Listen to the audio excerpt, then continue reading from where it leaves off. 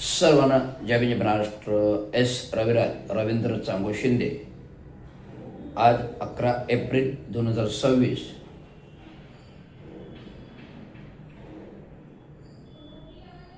सतराव्या शतकातील महात्मा ज्योतिबा फुले यांनी जे काही सत्यशोधक समाजाचा मार्ग शोधला, आद्य शिक्षण क्रांती केली आणि महिलांना शिक्षित केलं. सत्यशोधक समाज म्हणजे जो पूर्वीच्या काही भट ब्राह्मणांमध्ये अंधकार होता, अशिक्षितपणा होता आणि महिलांना कुठल्याही बाबतीत शिक्षणाचा अधिकार नव्हता, महिलांना कुठल्याही बाबतीत हक्काचा अधिकार नव्हता, स्वतंत्र नव्हतं. ज्यावेळेस हा इतिहास सांगतोय, मी नुकतंच भटाचा कर्दनका खेडकर यांचं पुस्तक, लेखक यांचं पुस्तक आज सकाळी वाचन केलं, प्रस्तावना, आणि त्यातून एक घटनाक्रम म्हणजे 18व्या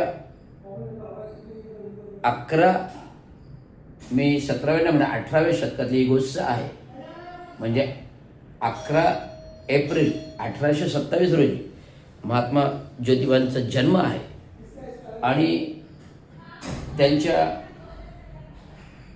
लहानपणीच त्यांच्या आई वारल्या आणि आई वारल्यानंतर त्यांचा वडिलांचा जो काही व्यवसाय होता, त्या व्यवसायाअंतर्गत महात्मा ज्योतिबा फुले हे सदन होते.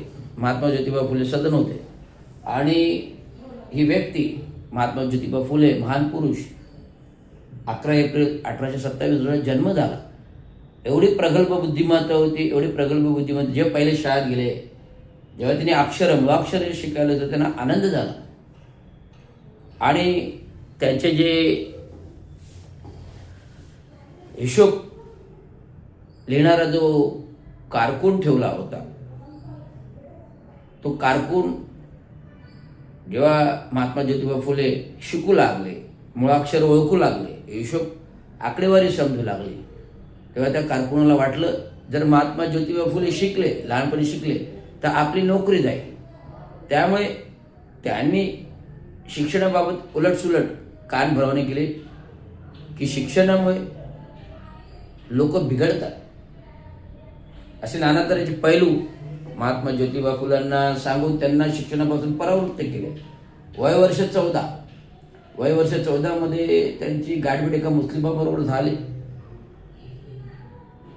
तज्ज्ञ होता, त्यांनी प्रगल्भता पाहिली ज्योतिबा फुल्यांची आणि ही प्रगल्भता पाहून त्यांनी उत्स्फूर्त केलं महात्मा ज्योतिबा फुलांना की शाळेत शिक्षणाचं. आणि त्यावेळेस महात्मा ज्योतिबा फुले शाळेत जाऊ लागले आणि शिकले.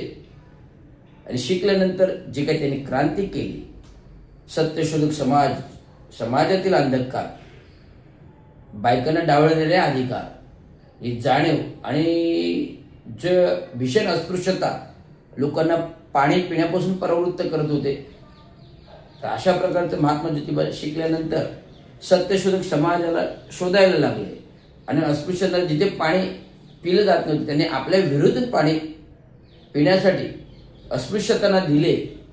आणि जेव्हा शैक्षणिक क्रांती, जेव्हा महिला वर्गाला जेव्हा शिकवत होते, त्यांच्या पत्नीने आद्य क्रांती केली महिलांनी शिकवण्याची. जेव्हा शिक्षण करण्यासाठी सावित्रीबाई फुले जायच्या, तर हेच भट ब्राह्मण त्यांच्या अंगावर शेणागौरा फेकून मारायचे.